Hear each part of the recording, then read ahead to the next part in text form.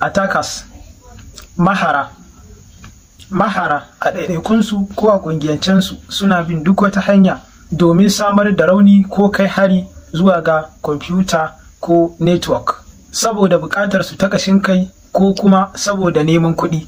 Kamar yadda muka sani, mahara suna buƙatar komi daga gare ka, tun daga kan katin cirar kuɗi har zuwa kan haja da kamfani yake siyarwa, product.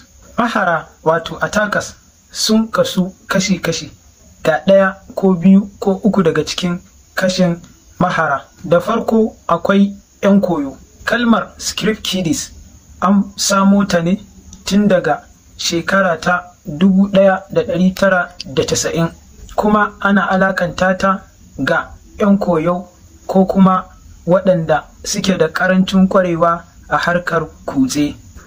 Su ne wanda suke yin amfani da kayan aikin kutse, komai ƙarancinsu suna amfani da wanda suke da shi wajen yin kutse ko kuma wasu hanyoyi ko dabaru da suka samu a intanet domin kai hari.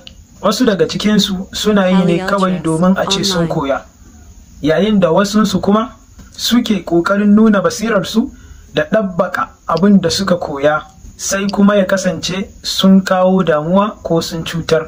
Yayin da 'yan koyo wato script kiddies suke amfani da gama garin kayan kutse, duk da haka kutsen nasu yana haifar da mummunar makoma ko mummunan tasiri ga hukuma ko manhajar da harin nasu ya shafa.